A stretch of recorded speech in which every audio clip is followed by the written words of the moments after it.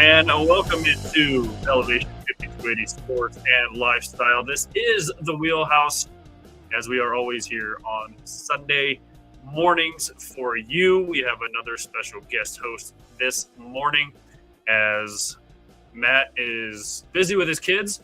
So Collin Zanker, you may notice him from Undrafted, Uncensored, new show here on Elevation 5280 Sports and Lifestyle. Collin, how are we this morning? Oh, fantastic, man. Ready for a full slate of football after a crazy Saturday of football. A disappointing Saturday in a lot of cases of football for many of us here in Denver. But excited about the games today, and I'm excited to be heading to a baseball stadium this afternoon.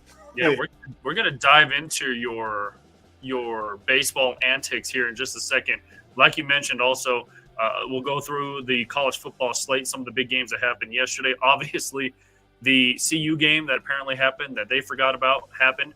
And we will also get into the full slate of NFL games, pick our winners, give some fantasy implications, and all that nonsense. By the way, Collin, speaking of baseball, Rockies only 2 losses away from the magical 100-loss barrier.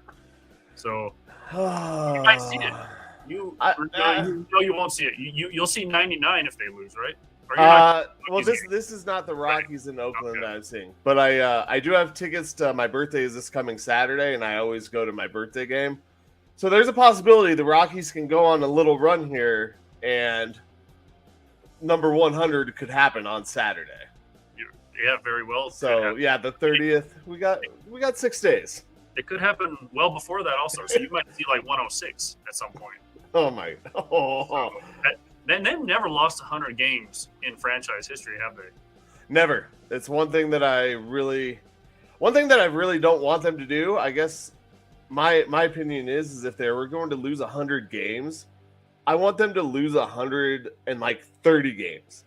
Because if they're going to be so bad to lose 100, you might as well just have everybody available and wipe the whole slate clean. Because my fear is that Monfort will see what the Rockies, yeah, we lost 100 games for the first time, but we barely lost these games because of these pitchers being out. We didn't have all these guys, and our young guys look good. We've heard this all before.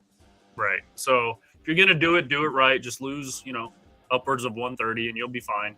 Tank. And guess what? Probably nothing will change next year. So we have that to look forward to. I was done with baseball, Collin, early this year. I barely watched any I went to one game here because the White Sox were in town. Okay. And left early because it was pouring rain. And both teams are trash anyway, but it's been a while since I've seen the White Sox in Colorado. And I thought it would be a halfway decent filled stadium. No. The other times the White Sox have been here, they've been decent, but they're trash just like the Rockies are. So the stadium was half empty. It was a Saturday night. Again, it was raining. I don't know if that played into it, and then I went to a game in Chicago a couple weeks ago against the Diamondbacks for a family thing. So that was pretty cool to go to Wrigley. That's kind of a yearly tradition for this family event. So that was pretty cool. But those are literally the only 2 baseball games I've watched this whole season. But your little road trip that you're doing is pretty cool. Yeah, so it's kind of a anti-Monfort, anti-management Rockies. I still love the Rockies. They're my team. I just won't support them financially at Coors Field. So I've been to 4 games at Coors Field this year. I've paid for none of them. No tickets. I haven't spent any money except for I spent $13 one time. So the way I'm spending my money to watch the Rockies is to go on the road, travel, visit stadiums. Does that money not go? That goes to the home stadium then, right? The home team? Yeah, and there's still some profit sharing and everything like that. But as far as the majority of the money and sales go, I mean, I'm spending my money. So this Saturday, hopefully when you see me right behind the first baseline, a few rows up from the Rockies dugout, I'll have a sign with the total amount of money that I've spent on the road because I've been to New York, Atlanta, St. Louis, where else? You just were in San Diego, right? I was just in San Diego a few days ago. So I've been to a few places this year, and I'm missing 1 or 2 in there from this list from this season. But totaling up everything and how much money I've spent in those games on the road, that could have been in the Rockies' pockets because I love going to baseball games. but when your product is trash and management doesn't do anything to change it, this is my way of taking a stand. And also, it's a personal goal to visit every stadium. So I figured it'd be a cool way to still watch the Rockies and get outnumbered and heckled a little bit and talk crap back and forth with fans, but be able to watch the Rockies and go travel. Well, there you go. That you can't beat, especially in San Diego, can't beat that. So that was quite the experience in San Diego, I bet. Yeah, San Diego was awesome. I couldn't beat the Ocean. The Ocean actually beat me up pretty good. I twisted my knee pretty bad there. But San Diego, Petco Park was beautiful. For a stadium that it was built the mid 2000s, I want to say, or late 2000s. They've done a really good job with that stadium.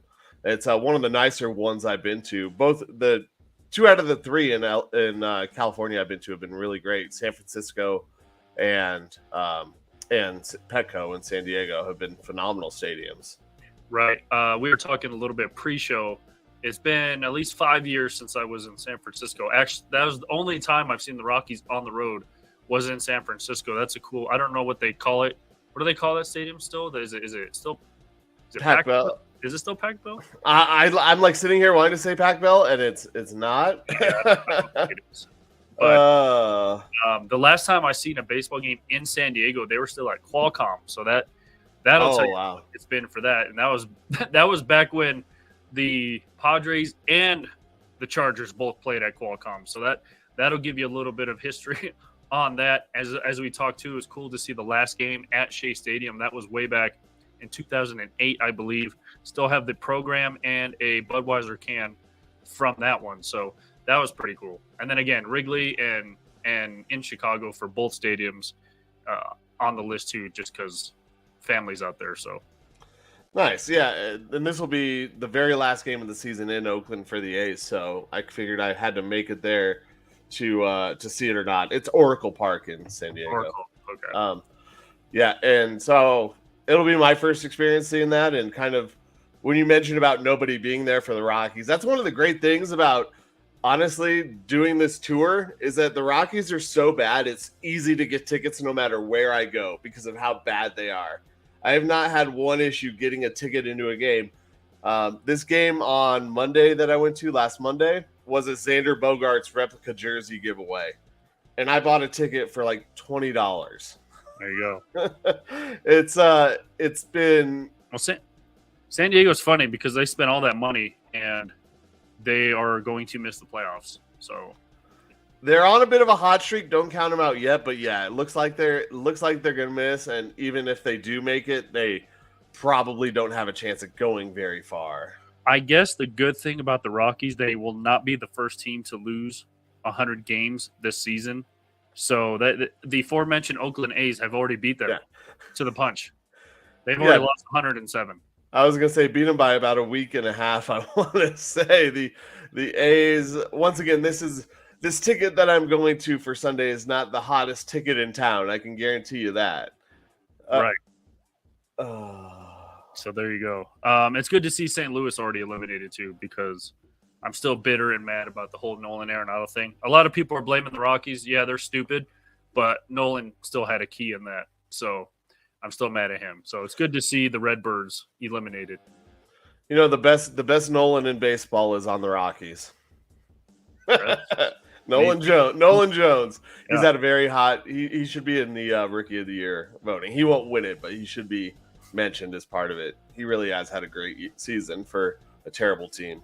Yeah, and we talked about this last week, Collin, that the AL East it's almost reverse of what it has been in years past. The Baltimore Orioles are winning that division. Tampa Bay's clinched the playoff spot. Toronto fighting for a wild card spot. Yankees and Red Sox at the bottom of the barrel. Red Sox have already been eliminated. Yankees still fighting for their playoff lives. But good to see some parity in baseball, at least the AL East. It is, and for anyone who listens to the Undrafted, Nick, our host there, he's a huge Yankees fan, and so I give him crap when I can. And the Yankees just their giant payroll, all the things that they did this year, just none of it worked out. And I have no doubt that they're going to reload and get a lot of talent, but it is nice to see the Orioles coming from kind of out of nowhere. I just don't know what the Tampa Bay Rays need to do to win. Like, they can't win their division when the Yankees stink. They end up, in second place. I mean, they still could technically, I guess. But what do the Rays need to do? It's every time it seems like they run into a buzzsaw. And this year, if they make it to the World Series, you got to anticipate it's going to be the Atlanta Braves. Yeah, I mean, Atlanta or I guess maybe the Dodgers again, but with their giant payroll. But the Braves are absolutely incredible this year. First team to 100 wins on the flip side of the coin. So we will be watching baseball. Maybe I'm already set for hockey and basketball to restart as we dive into our show here, Collin. Once again, give everybody and everything a like on social media. You can follow Elevation 5280 Sports and Lifestyle on Facebook. Just search that, and also give Undrafted Uncensored a like on Facebook as well, as we have teamed up for that. And you can see that under Collin's name, and all on social media this morning as well. You can follow us on Instagram at Elevation 5280 Radio. You can follow me if you'd like. I don't post anything, so you might not want to. At Sports Junkie 25 or Collin at Collin Zanker.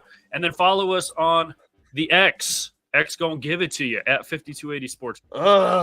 At Michael Spillin or at Collin Zanker. And again, subscribe to our YouTube channel where you can see this video later on at 5280 Sports Radio. So there you go. Call or text us as well if you want, 720-375-2341, or comment on this video, and we will do our best to not answer it. So, Collin, if you're new to being on the Wheelhouse, our motto is hashtag no research, all reaction. So that's what we live by, and that's just what we do. So okay. And if we do any kind of research, it's as we're talking. So if you see me looking down, that's what I'm doing. I guess then did I technically prepare too much and do research by not doing research before we jumped on? By asking that question, the answer is yes. Damn. So, yeah. I'll try better. Yeah. So that is our motto here. Or try less.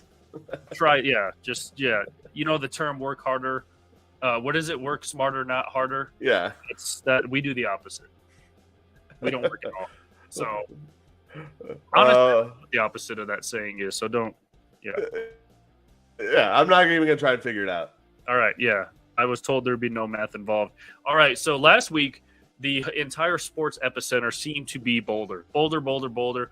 The name of our show here on the Wheelhouse was Boulder and Boulder. And now the title of this episode, we're going with Falling into Fall, just because everyone's tripping up, everyone's doing this, everyone's doing that.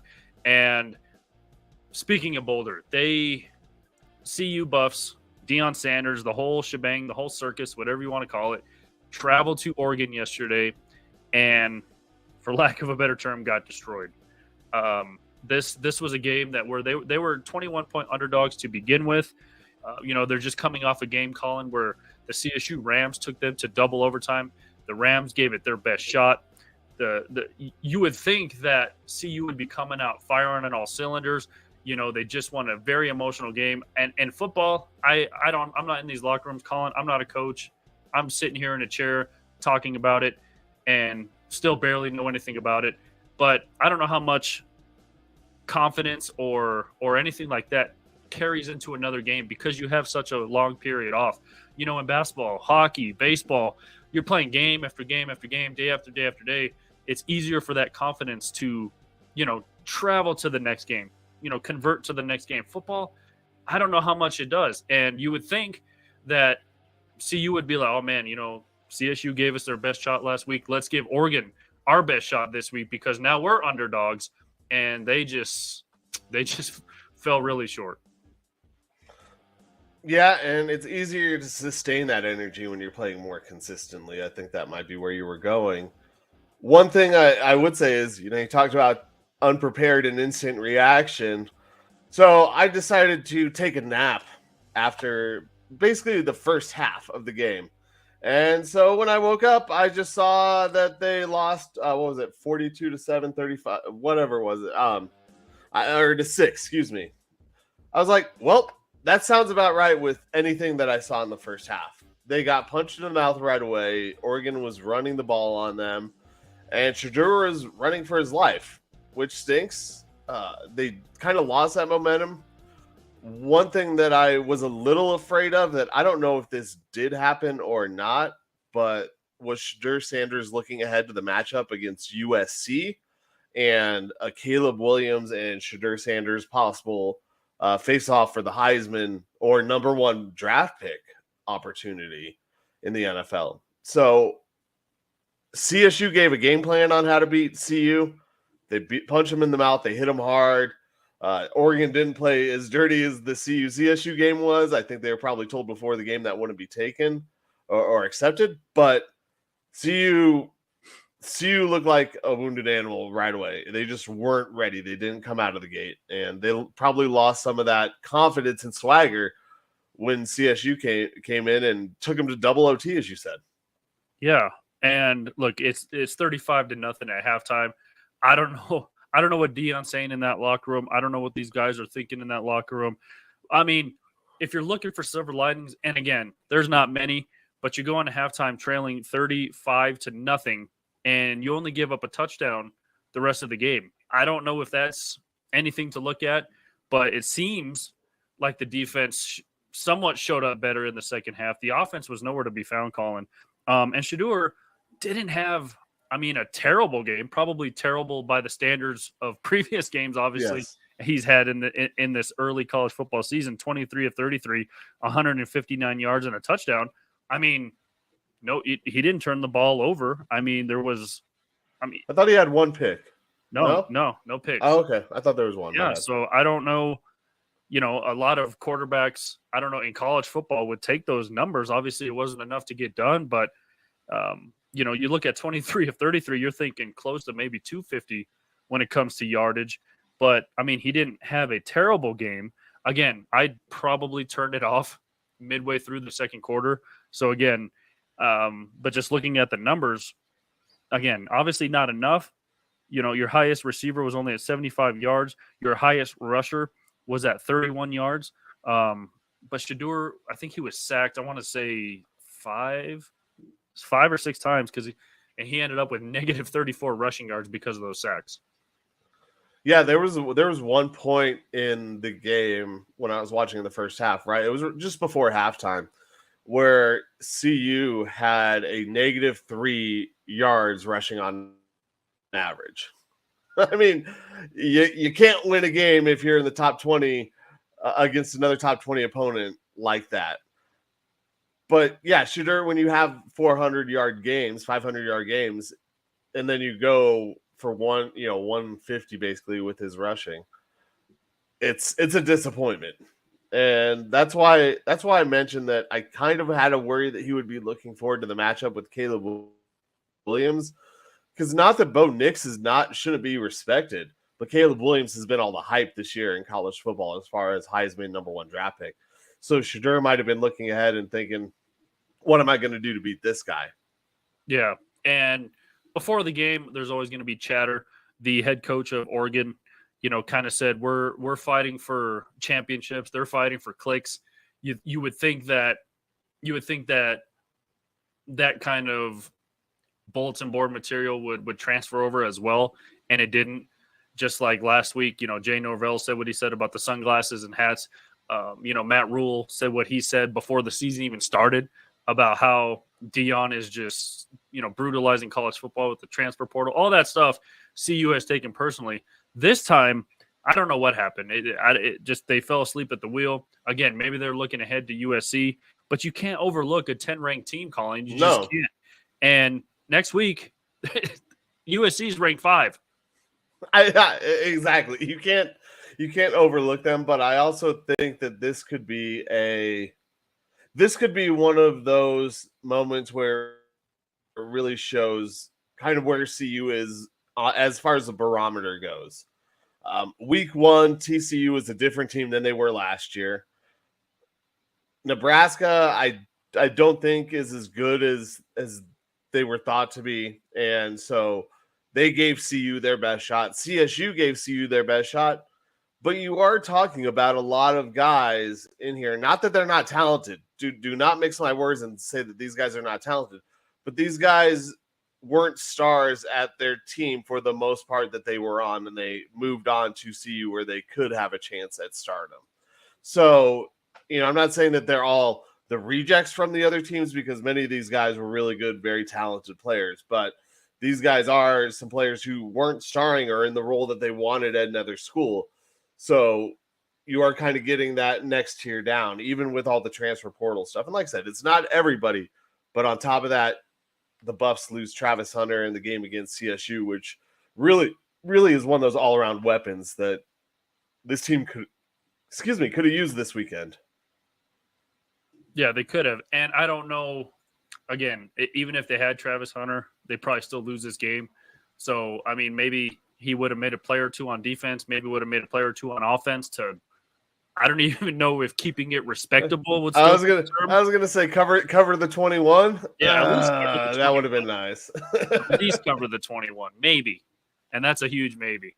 So I don't even know if having him would have really helped their defense. Just, I don't know who number 0 is on Oregon, the little running back. They could not bring that dude down. And then when they had him tackled, somehow there was 2 plays. Somehow he escaped the pile and he got another 6 to 8 yards. It was crazy. So the defense really let them down today. Obviously, in the first half, at least. Second half, it looks like they did more of a respectable job, only giving up 7 points in the whole second half. Offense, though, when you're averaging, I forgot what their average is, 32 plus or something like that through the first. It's got to be right around there. Yeah, 32 plus in the first 3 games to only put up 6, which I didn't even see Shador's touchdown pass or whatever he had. They obviously missed I guess they went for 2 and they missed it, or they missed the field goal. Again, no reaction or no research, all reaction here. So I don't know what happened on the extra point, but you only put up 6 points, Collin, against the number 10 Oregon team that I kind of heard the interview with Oregon's coach, and he basically said, we're not going to take our foot off the gas. This, they've been getting all the hype. We kind of feel, and I'm paraphrasing, obviously, and we kind of feel disrespected. We're going to put it on them. Yeah, and it feels like they took their foot off the gas somewhat, or maybe they just really ran the ball in the second half. I didn't watch this. I didn't feel the need to watch the second half. When I decided to take my nap, I was done with that game. And if CU came back and miraculously won, yeah, I would have watched the highlights. But there's really no highlights in the second half where there's 13 total points scored, in my opinion. So I don't really care how it ended, because what I saw at the start is how this team, began their really opportunity or chance at, a national title run, or even just making a name for yourself going into this next year. It means that this next week's game against USC carries even more importance, because if these guys get shown that they don't belong in the building like they didn't belong in Oregon on Saturday afternoon, then they're out of the top 25, and they're probably not going to be thought of again without. They have some big games, but I don't know if even winning those brings you back in if you get the doors blown off of you, even if it's at USC. Yeah, I just don't know where CU goes from here. Again, next week is not going to be any better. Your Pac-12 schedule is actually tougher than what maybe some people thought it would be. Utah's going to be a tough game. So Utah's 11 right now. Yeah, and they'll play them in about a month, but still, they're no slouch. A lot of these teams are not slouches this season. So, if you put $10 on CU to win the national championship back when the odds were, I think it was like plus 3,100.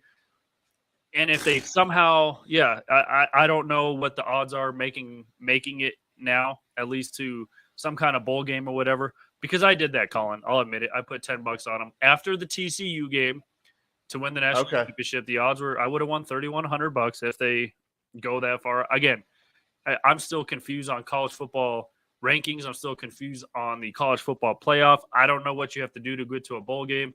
I don't know how do you get to the national championship game. I'm kind of only a year in of kind of watching college football. And obviously Dion has brought a lot of attention to college football for people like me as well. So I'm still kind of figuring it all out. This is like the first time I've placed bets since the NBA playoffs, so that's kind of fun though. Hey, welcome back. One of the nicknames that I have is the Prophet. So I'll There give you you go. some suggestions. And when we get to our NFL section, you can take it either way you want. Profitable All right. profit. But There you go. yeah, the one I really bet on, I did not do national championships for CU. To become bowl eligible, they'll have to win 6. But the one bet I did put on was before the start of the season, Buffs were plus money to win over 3.5 games. So now it was before this last game. It was negative money at 6.5 games, but I got them at 3.5 money plus like 125 and a little boost in there. So I think it ended up being like close to plus 200 for the Broncos to win, or the Buffs to win. Yes. This over to win 4 games basically. So they need to win one more for me to cash that out. But I feel confident enough that they can get one more on the schedule somewhere along the way. Well, but it won't be easy. No, and again, USC is going to be a tough game. It's in Boulder, so I don't know if that it's probably going to be another crazy circus up in Boulder at Folsom Field. So we'll see for that one. It's an early game next week, 10 a.m. game. So they're going to be lined up at 4:30 a.m. again, and then CU heads to Arizona State. That should be a winnable game. Maybe. And then Stanford comes to Boulder the week after that. That could be a winnable game. And then CU goes to UCLA. As of right now, they are ranked 22. I mean, depending on where CU is ranked after today, they might fall into the 20s after today, obviously, as they were ranked 19 and they lost. That could be maybe a coin toss type of game. Oregon State comes to Boulder the week after that. That's going to be a tougher game. Yep. Arizona comes to Folsom Field the week after that on November 11th. That should be a winnable game. CU travels to Washington State. Again, both of them are going to be ranked pretty close after today. Washington State's 21 on November 17th. We'll see how that goes. And the last game of the season is against Utah. And it's in Utah. And again, right now, Utah's 11, CU's 19. That ranking is going to change after today. So we will see. But there is at least 3 or 4, and I'm putting this in air quotes, winnable games for the Bucs at least. Yeah, definitely winnable games. I wish the Arizona State game, honestly, came if that was flip-flopped with the Arizona game, because Arizona State has some sanctions on them. So by the end of the season, they're kind of just playing out the string.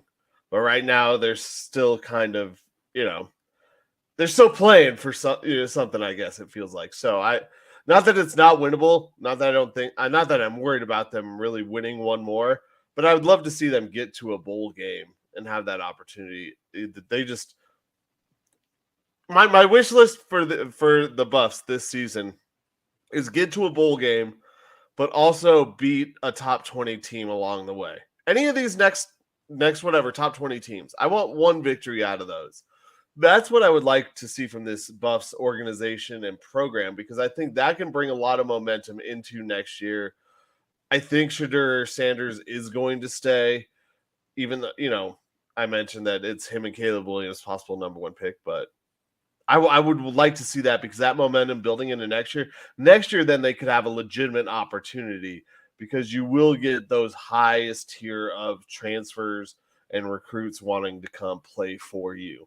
And the whole portal isn't open up next year like it was this year. You can't talk about Deion taking advantage of the portal. He only had one opportunity to do what he did. So by people going up against him and saying that he's ruining college football for taking advantage of the portal, you have one chance to start your team however you want.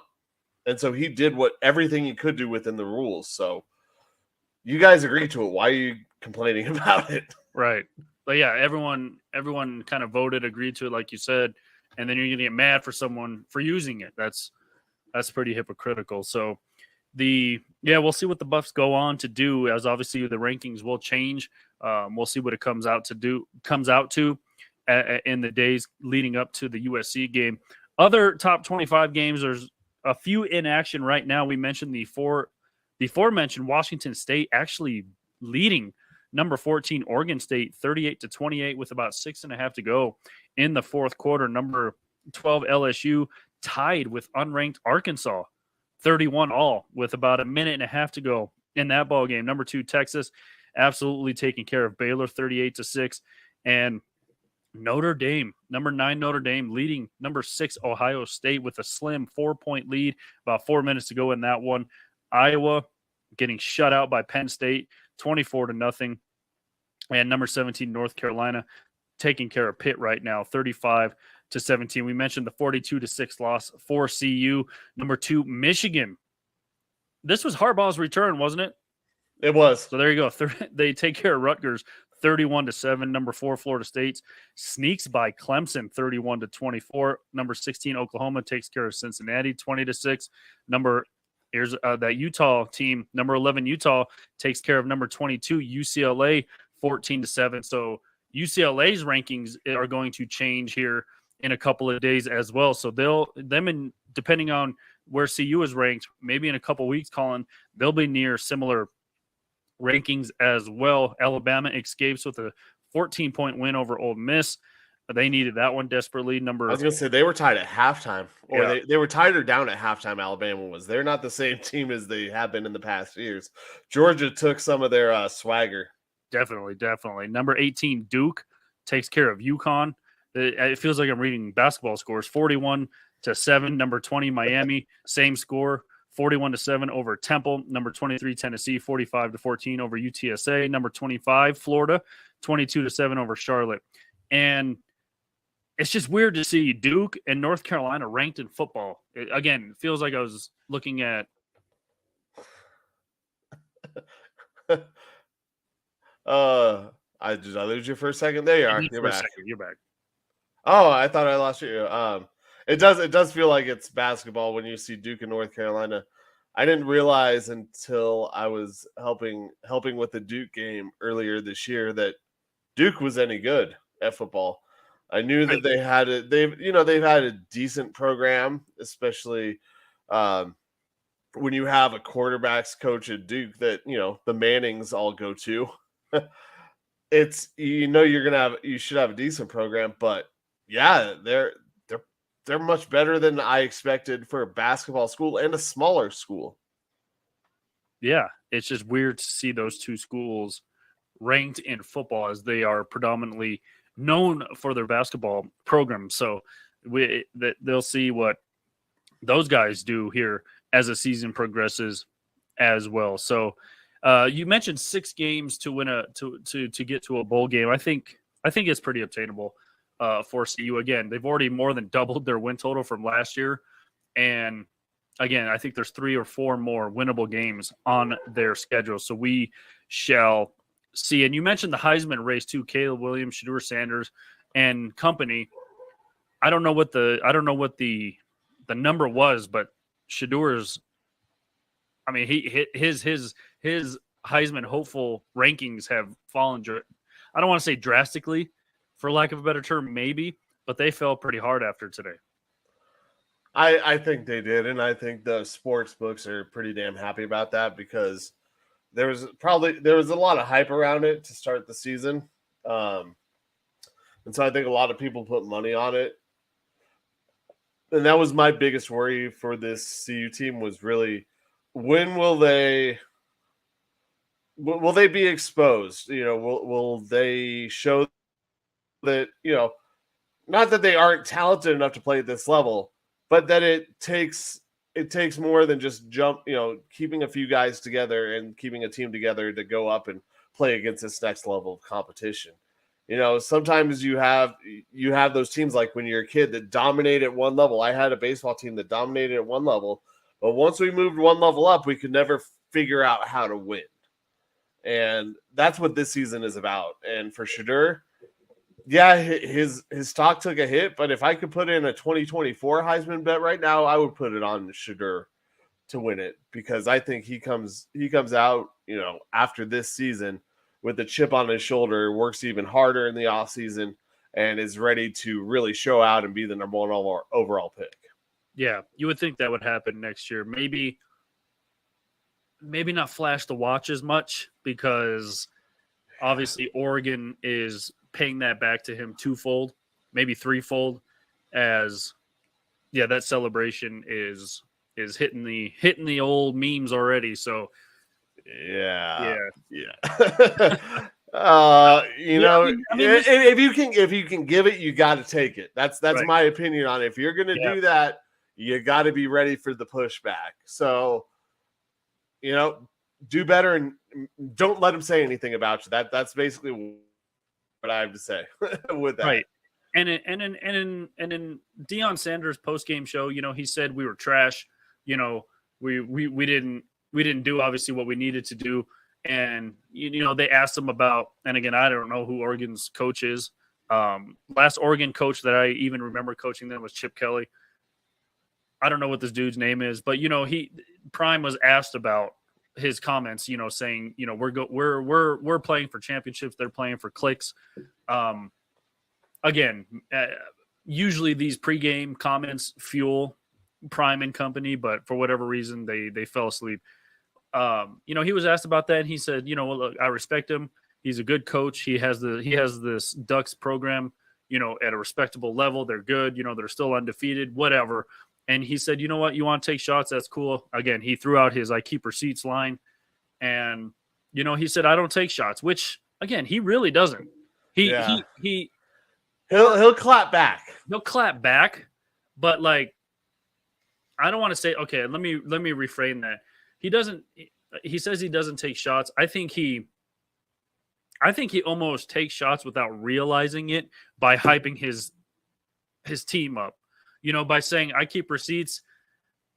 I mean, that's kind of a shot because he's basically saying I'm going to use that for a later shot.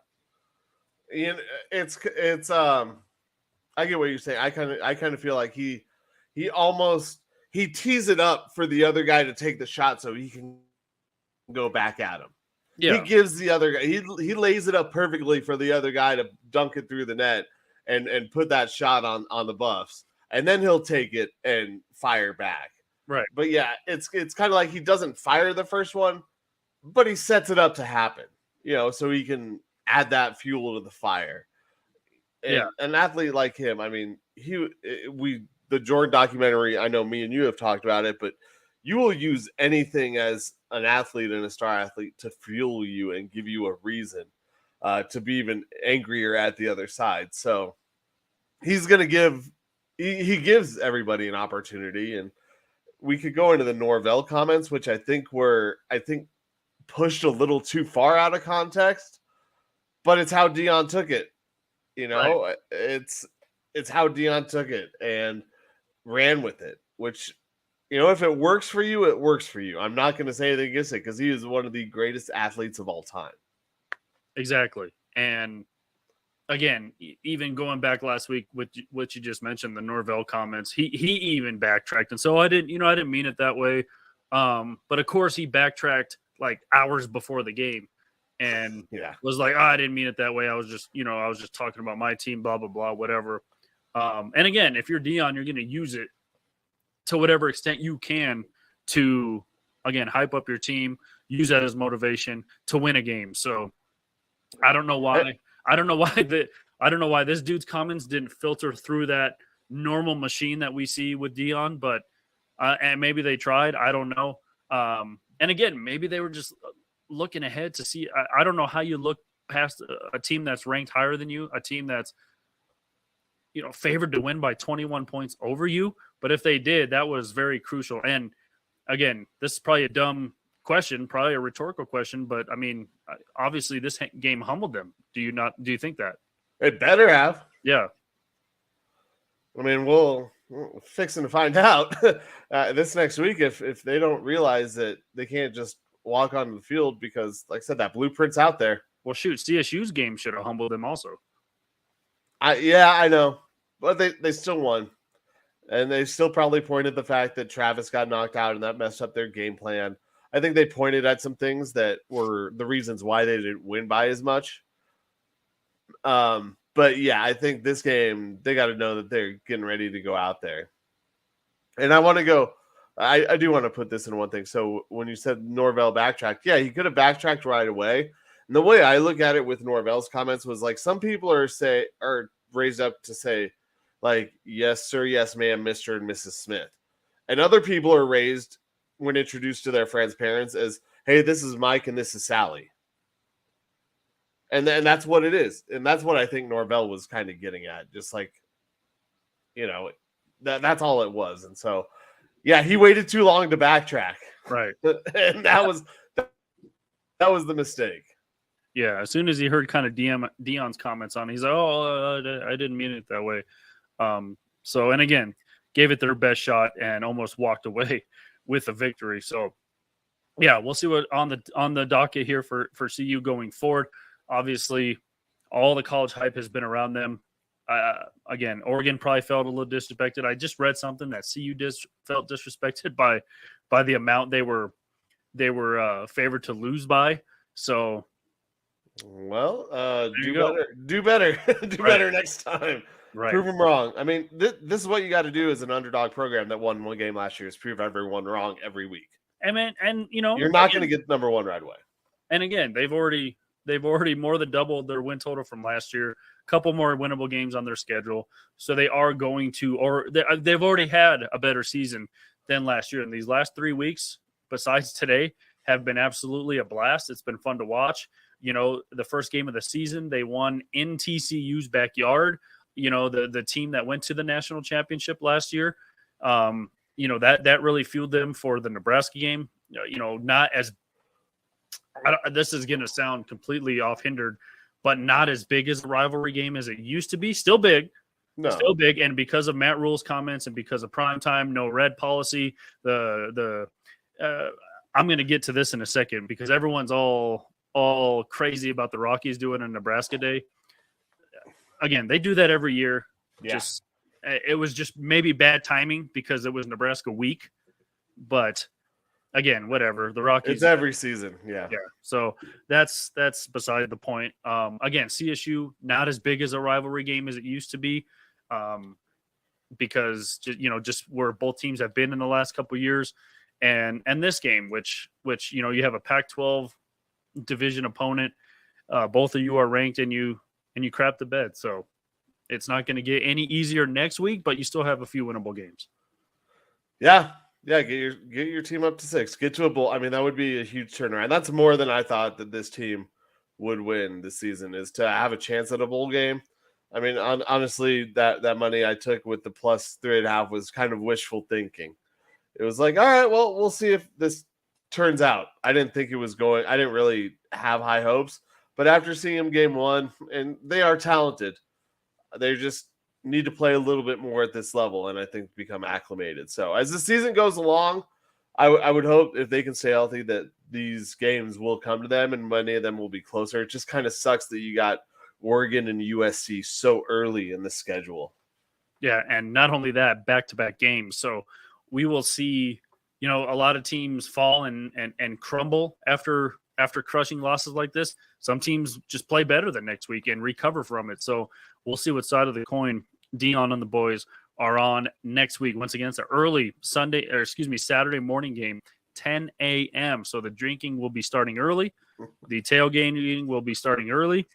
And I don't know if you saw like the little clips video of the students lined up at Folsom Field last week for the CSU game. 4:30 in the morning, these kids are out there. So, and again, that game was at like 9:00 at night. Yeah, they were literally lined up at 4:30 in the morning. Oh man, crazy! Let's go, CU. There you go. All right, moving to the pro side of things, we are in week 3.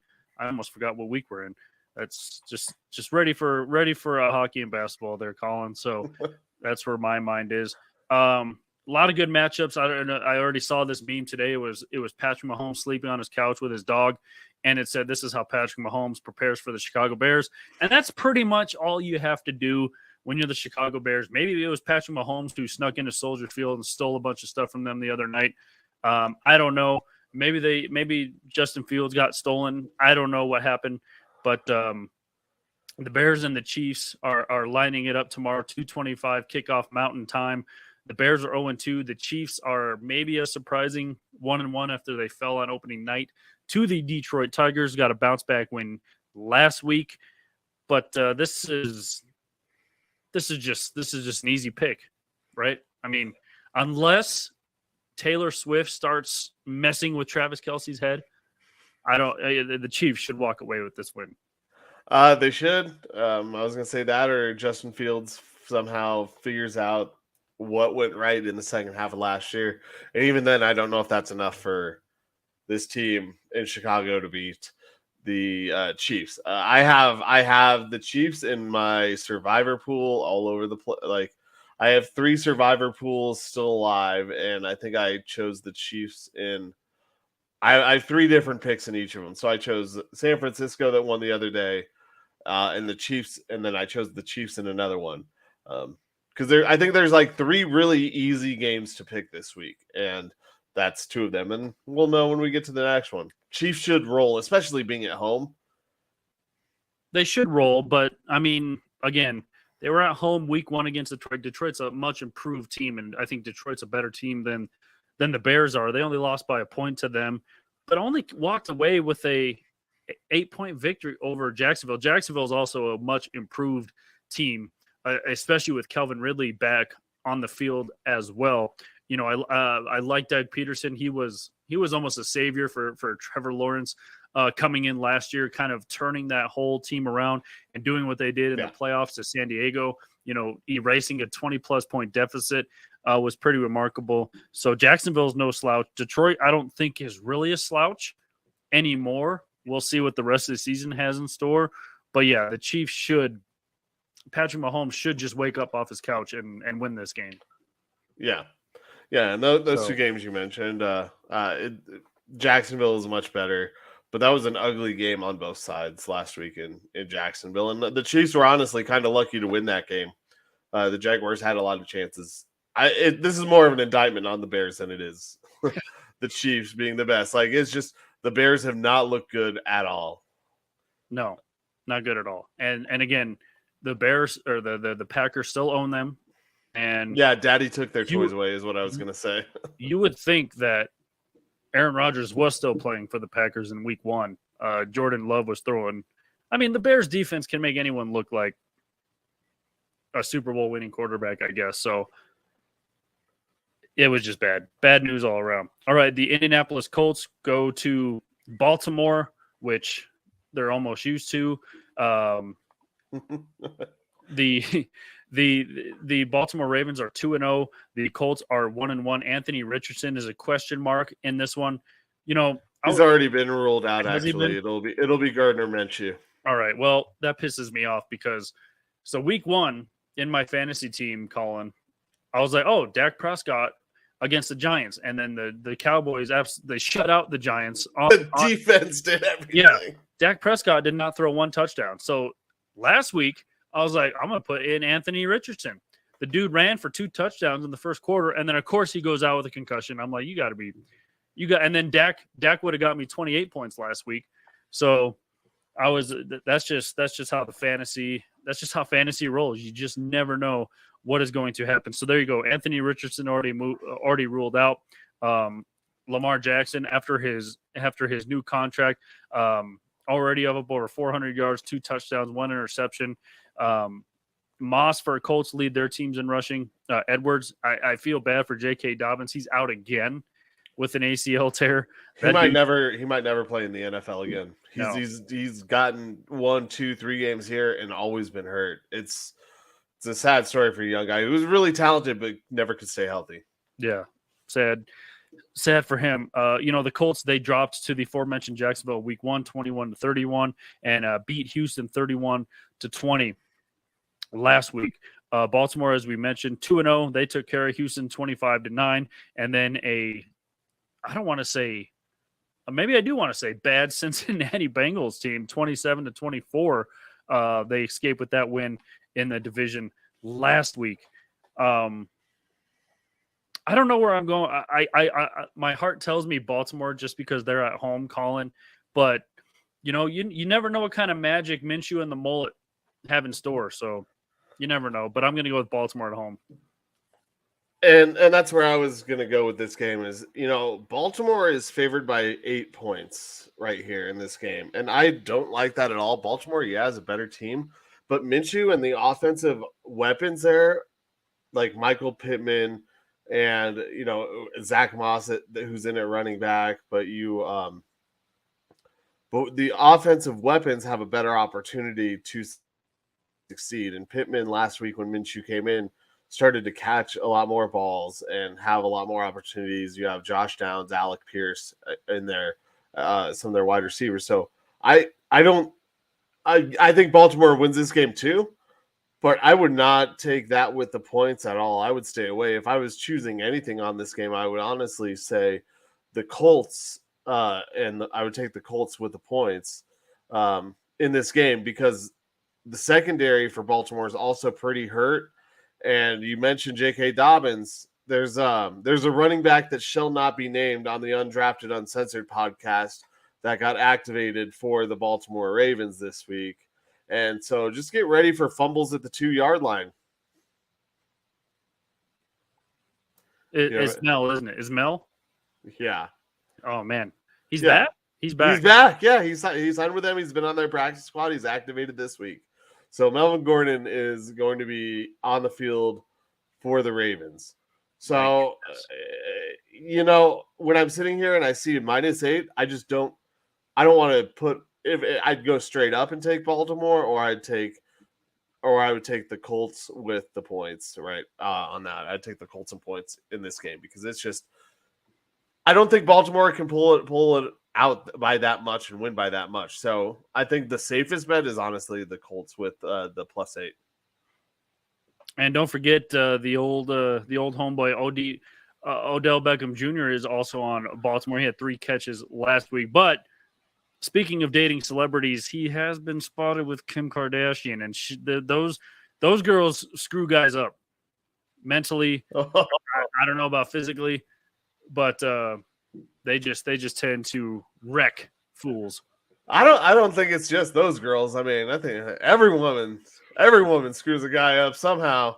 But if your last name is Kardashian, you're being dragged through the mud somehow. You got the extra special sauce on that one. And I don't know what Travis Kelce's going to do if all these. It's not Carrie Underwood, all right. It's Taylor Swift. Well, let's see what happens. But I'm saying he better be careful if these stupid rumors are true and he dumps her or he plays bad. There will be a song about him. So, and if he screws her really bad, if he screws up that relationship really bad, his brother might be in a song. I was gonna say if he screws her really bad, she might dump him. Well, and also be in a song. So there you go. Moving on to this game, the Titans and the Browns. Browns kind of shocked the world in week 1, absolutely destroying the division rival Cincinnati Bengals. Cincinnati, we'll get to them here in a minute, but they seem to be in some trouble early on. Tennessee, I did not like them heading into this season. I'm just not a Ryan Tannehill fan. He's going to be looking over his shoulder every single time he makes a mistake. They escaped with a win last week against the Chargers. Chargers are going to charge her anyway, but you walk away with a 27-24 win in overtime. They lost to the Saints by 1 point. So they're in these games. They're right there. I just don't know if they're right there later in the season, if Ryan Tannehill can get them over the hump. On the Brown side, we mentioned they took care of Cincinnati week 1, 24-3. And then I don't know if Watson found some massage parlors in Pittsburgh last week, but they lost 26-22. So I don't know if he was looking past the Steelers into a happy ending. But both of these teams are 1-1. This is almost a coin flip. These are one of these coin flip games for me, Collin. Yeah. And I tend to go with the home team in a coin flip game. So I guess I go with the Browns because obviously Deshaun Watson is comfortable at home. He knows where all the massage parlors are. He doesn't have to look forward to being on the road and not knowing, what to do when he's Googling these places. So I'm going to go with the Browns at home. He doesn't have to worry about undercover in both senses of being covered. The Browns losing Nick Chubb last week and bringing back Kareem Hunt. So him and Deshaun Watson, a woman's favorite backfield right there. There you go. I don't know. Oh, I'm surprised there really aren't picket signs and protests outside of games because those two have had some serious allegations against them. Not in Cleveland. I think in Cleveland, they're just like, can we just get some good football players? We don't care what you do off the field. Pretty much is what they're saying. Deshaun Watson hasn't looked that good. And you got to remember when Deshaun Watson really had his great season, he was leading a 4-win team in Houston. All right. His best season of all was a 4-win Houston Texans team. And then he didn't play. And then he was suspended.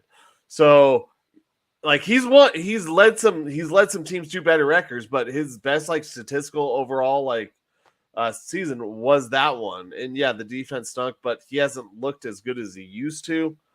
In Tennessee, every year, I mean, I forget that Tennessee is even a football team, and then all of a sudden it's like, oh, they won the division. Oh wait, how the heck are they in talks for the number 1 seed? And it's Derrick Henry. I'm not a Ryan Tannehill fan either. But Derrick Henry and that offense, it just works. And I don't think Cleveland can put them in a shootout to the point where they can't get away from Derrick Henry. So I think actually Tennessee comes and takes this one. Well, there you go. And it seems to be Tennessee that is where receivers, at least receivers' career go to die. Yeah. We saw Randy Moss go there. We saw Julio Jones go there. And now DeAndre Hopkins is there. Maybe a plant. I don't know. We saw Robert Woods go there. He hasn't been seen since. He went missing. Who else was the other dude who went there? Kind of a veteran receiver. I forget his name. I was gonna say, did Will Fuller go there? I can't remember. I know Will Fuller had a few years in Houston, then he went somewhere. Oh, he went to Miami and got hurt. That's right. He speaking of a guy who's never seen the field because of injuries. Yeah, he had a lot of talent. I forgot his name. But Robert Woods was there. It's like a Brandon Cooks, wasn't he? Brandon Cooks, yeah. AJ Brown left Tennessee and blew up. Yeah, see, you got to get out of there, D-Hop. You just got to let Derrick Henry just have no receivers and just let Derrick Henry run. Is what they should. He is the king. There you go. He's the king. He doesn't allow any princes or anyone else. No, maybe a gesture here or there, but never any of those higher ranking. Jester is Ryan Tannehill playing quarterback. Pretty much. Sorry, you're going Titans. I'm going Browns. Patriots and Jets. Patriots, I don't know if it's a surprise 0-2 on a Bill Belichick coach team, but that's where they are right now against again, surprising now 1-1 Jets team. Look, without Aaron Rodgers, I don't know where this Jets team can go. Zach Wilson, yeah, your mom is hot, but can you lead a football team to a promised land? You know, you've been a starter in this league, maybe premature starter in this league. Do you see any instance where they go out and get a veteran quarterback? Because it almost seems like if they haven't already, they're going to ride with Zach Wilson. No, I think that I think it was Rodgers. I think it was the old John Elway plan B. We're on plan A, and that was Aaron Rodgers. And luckily enough that Zach Wilson hopefully picks some things up from Rodgers. I don't think they pick anyone up because they already are going to pay Rodgers next year. So picking someone up for this season, they might just call it a wasted season. And you might as well get Garrett Wilson ready, because what if the same thing happens next year with Rodgers, or he can't come back? You got to have a guy ready, and you still have Wilson on his rookie contract. Yeah, while you got him, you might as well try and see if you can garner anything out of that. Yeah, you might as well. So, again, without Aaron Rodgers, another coin flip game for me. But I'm going to go with the Patriots on the road. I think Bill Belichick is going to have some special sauces cooked up for. I almost said a rookie quarterback. It almost seems like he's still a rookie quarterback, but for a young quarterback, I think Bill Belichick is going to pull some magic out of his hoodie. Yeah, and I got to go the complete opposite. I mean, the Jets, their defense is so good. They do have a really good defense. Breece Hall, Breece Hall is coming back, but the combination of Hall and Dalvin Cook last week, you saw it when Garrett Wilson just caught that 8-yard pass and took it 65 yards. Whoever Belichick schemes up to stop, the Jets have someone else to beat them with, as long as Zach Wilson doesn't screw it up. And so I got to take the Jets. Their defense is just too good, but this is going to be an ugly game. I mean, not only is it a division rivalry game, but it's two teams that are kind of figuring out where their quarterbacks are. So this could be like an 18-17 game. I mean, the Jets defense are really, really, really good. And that might be the only thing that they have going for them at this point. You mentioned Garrett Wilson. I don't know. It's just, Sauce Gardner, all these guys. I don't know if you watch Hard Knocks. It made me really like the Jets for some reason. I did not watch Hard Knocks. I still hate Nathaniel Hackett, but it made me even change my mind on Aaron Rodgers. He seems like a cool dude to hang out with. He comes to Colorado and, sleeps in a hallucinogenics tent with Jake Plummer. So that's pretty cool. I'm just going to be a difficult person and go with Patriots on the road. I don't know. It's hard to envision a Belichick team going 0-3. Yeah. So it's difficult. I don't know, but maybe the Jets defense will be too much for Mac Jones, which is probably the truth anyway. But I'm going to go with the Patriots on the road. All right. Bills Commanders. The Commanders may be a surprising 2-0 team against the Bills, maybe a surprising 1-1 team, depending on how you look at things. I asked this question last week, and I'm going to pose it to you, Collin, and that is this kind of the last hope for Buffalo? Because it seems like their window's been open for a few years now to get at least to a Super Bowl. Obviously, the road to the AFC, through the AFC, has always gone through KC the last couple of years. I mean, is this kind of the last kind of shot for them? I know Josh Allen's going to be in the league for a while, but I mean, it just seems like, I don't want to say choke, but it just seems like they come up short year after year. And after an emotional year last year with the DeMar Hamlin situation, everything with that, I don't know, but I do think they get the win on the road in Washington this week. But is this just kind of, it feels to me like this is kind of, the window is almost closing. And I know it's probably not because they're still kind of a young team, but that's what it feels like. I don't know. I think it feels like the window's closing because they got guys like Von Miller and Stephon Diggs on that team who have both been around for a while. I forgot Von's even there still. Well, yeah, he's on IR, but you do have some aging veterans, but you also have a lot of young rookie talent on that team that, no, I don't think it's closing, but you're getting a lot closer to the time where it's going to be Gabe Davis as your number 2 wide receiver is going to be gone. I think they have a very talented new tight end in Dalton Kincaid. James Cook in year 2 seems to be delivering on all the hype.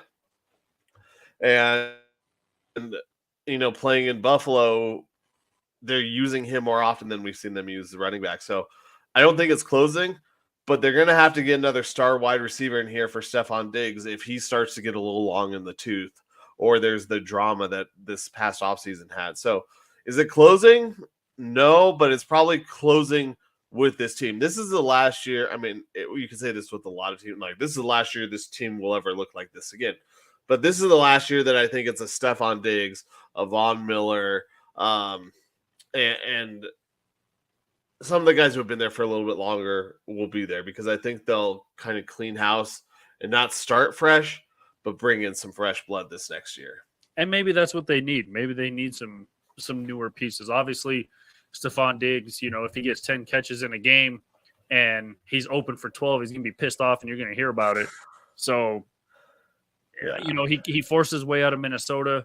He goes to Buffalo, is successful in Buffalo. He's a great wide receiver, but eventually you just got to fit new pieces in and see what happens. So I do. But I like Buffalo too in this one. Sorry. Bills on the road. All right, Falcons maybe a surprise 2-0 team against the Detroit Lions, 1-1. Falcons on the road in this one. Detroit a 3-point favorite in this one. I don't know if there's a coin flip game. I do like Detroit at home.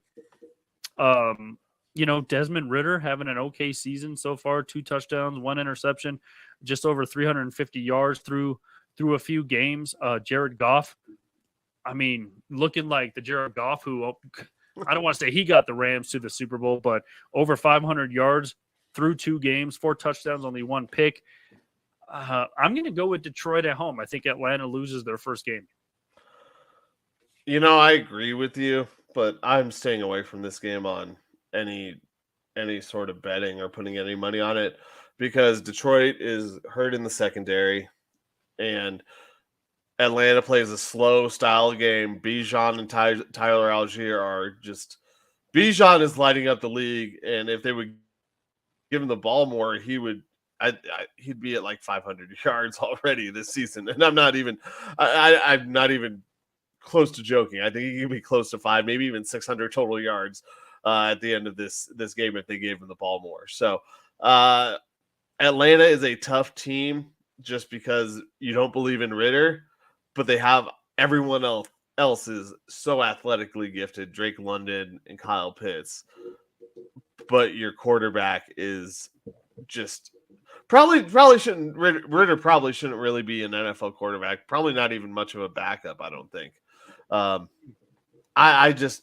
don't want to cut his career short, but he just doesn't seem like he's an NFL quarterback. Maybe a CFL type of guy. But they win. And so I'm staying away, but I'm taking Detroit simply because they're at home too. And I like the Lions more than I do the Falcons. There you go. And I'd be mad if I was at a Atlanta Falcons game. I'd be kind of mad. Sorry, I don't know what's going on with my mic here. I think I pushed a button. All right. Yeah, I don't know. I'd be mad if I was an Atlanta Falcon fan because you build a brand new, spanking new stadium, you put a Chick-fil-A in it, and you play on Sundays. That's just not only bad, just what do you call it? Bad advertising. I don't know what you call it, but you only can get Chick-fil-A if you play on Thursday or Monday, or maybe the occasional Saturday game towards the end of the season. What kind of planning was that? Yeah, you gotta do better, Atlanta. I mean, maybe that was their plan. Maybe their plan was to do so good that they get a majority of Monday night games or prime time games. Yeah, but you're the Atlanta Falcons, and you're not crappy for the last couple years. I know it's terrible planning. You're right. I'm just trying to make an excuse for them. There's no reason why do that. All right, let's go to another team in the NFC South and another team in the NFC North, the New Orleans. I almost said Hornets. The New Orleans. They're not even a team anymore. The New Orleans Saints. Yeah, is Muggsy Bogues playing quarterback? Yeah, I don't know. Yeah, I see. I'm ready for basketball. The New Orleans Saints head to Green Bay to take on the Jordan-led Packers, and this is a tale of two teams where I don't want to say you're starting fresh, Collin, but both teams with new quarterbacks. Derek Carr, who when they're home, he looks okay in a black uniform and a white uniform on the road, but just weird with a gold Saints helmet on. I don't know. Jordan Love, again, he'll be on, in 15 years' time, he'll be on the Jets and then on the Vikings, just like his two predecessors ahead of him. But how about the Packers, Collin? I mean, what is this? 26 years, and you're only on your third quarterback. And it might be more than that. I think it's more than that. I think it's 36 years.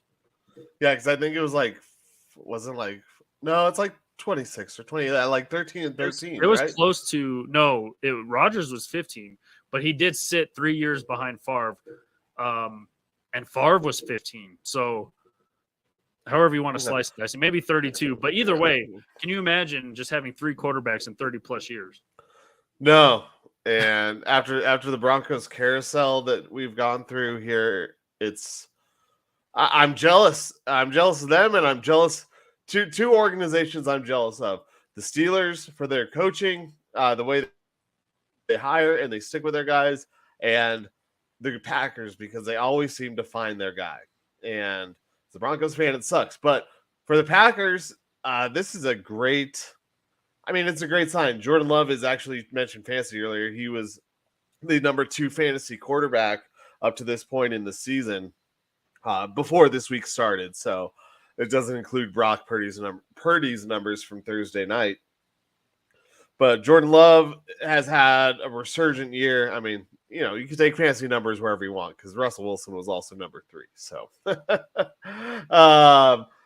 but he seems to have the Packers on the right path, and they're very young. Their wide receiver core in Dobbs and Jaden Reed and Christian Watson, who we haven't even seen this year, are really damn good and exciting. Jair Alexander as a cornerback is really good. I'm taking the Packers to pull this one off at home. I think that Jair Alexander actually, shuts down Chris Olave. in my fantasy league, in one of them, I have Chris Olave. I'm benching him, I believe, for Jordan Addison of the Minnesota Vikings in their matchup with the Chargers. Yeah, I think that the Packers are going to be better than we thought, and maybe give them one more year to really kind of pull off a Bengals type of momentum move and be back there in the talks of being a contender. Yeah, and I think at the beginning of the year, and I could be just completely making this up on the spot, but I want to say I picked Detroit to win this NFC North division. I mean, I did too. Look at the Vikings are going to Viking. Look, I get Kirk Cousins. He's going to put up all the numbers in the world. They're already 0-2. Again, could arguably be 2-0 with certain plays on the field, what have you. They're still 0-2. The bright lights on Kirk Cousins, whatever you want to say, they just haven't been able to get over the hump. Packers, I mean, they could possibly be a wild card team, possibly. And again, it all has to come together for them. Jordan Love is playing good right now. I know they lost last week, but I mean, this is almost anyone's division except for the Bears. I'll just put it that way. Yeah. I mean, Vikings, for as good as their roster is, I know you lost Delvin Cook, but they could still rattle off 6-8 wins somehow. I mean, I don't think they're going to win their close games this year like they did last year. No, I don't think they're. I think it's literally. I think it was Detroit's division to win, and I don't know if now. I think Green Bay could be a wild card, like you said, but I don't think the Vikings or the Bears have a chance. No, the Bears don't for sure, but the Vikings are kind of just that streaky team where they could rattle off 6 wins in a row somehow. And again, maybe they don't win the close ones like you said, but I think their offense is still good enough to rattle off some wins in a row. And I don't even like the Vikings, so they should be happy I'm talking about them. What do you got in this game, by the way? Saints or Packers? Did you say? Oh, Packers. Packers, yeah. Yeah. I want to go with the Packers at home, but I'll just be devil's advocate, go with the Saints. Remain undefeated with Derek Carr. There you go. All right, the 0-2 Texans visit the 1-1 Jaguars. I'm going to go right off the bat and say Jaguars at home. I really don't know what to think and make and just – can you even see over the offensive line? CJ Stroud, is that what we're going with? I mean, both him and Bryce Young are having issues, aren't they? Yeah. I mean, that seemed to be Russell Wilson's problem last year, so I don't know. These guys are just too short. I don't know. But, I mean, he's had a decent – for as much as they're 0-2, he's had a decent 2 games, Colin. 58 of 91, 626 yards, 2 interceptions, no picks through the first 2 weeks. Trevor Lawrence is up over 450 yards. Pierce, the leading rusher. Collins, the leading receiver. ETN, the leading rusher. And Calvin Ridley, who, speaking of betting, took last year off for sports betting. By the way, do you agree with that? Because when all of your commercials are sports betting and a player goes to bet, is that just where do you stand on that? I mean, I stand from what I've read is the rules are pretty clear. They weren't confusing. You can't bet while you're on the team's training facility. You can't bet on your team. You can't even bet. You can't bet on the NFL. Florida's illegal to sports bet. I tried when I was there. Yeah, but he was in Atlanta then. Oh yeah, he was in Atlanta when it happened. Yeah, so I stand that I think the rules are there. I don't think that the year-long punishment for someone who wasn't playing in the games is fair. But I also agree that you can affect the integrity of the game if you're betting on your team or any other team because you do have inside information. So I don't like the fact that guys that beat up their wives or girlfriends or whatever don't get suspended for a year, and guys who bet on a game do. So I stand that it's fine. You have it. You allow what you can, but I think it's pretty black and white. I don't know. It feels like guys just want to break the rules, and that's if you get away with it, great. But you got to know that the suspension is tough, and is it worth it? It's even like it's steroids and PEDs. You know, right. If you could get away with it, good for you. But if you get caught, I mean, it's not that you're tarnished because everyone is sports betting. I mean, we're talking about this, and I'm going to talk about sports betting in this game in a second. So I think the punishment is too harsh, but I also understand why the punishment is as harsh as it is, because it doesn't matter if you're betting for your team or for you to have good stats. It still could affect the way any other games are played.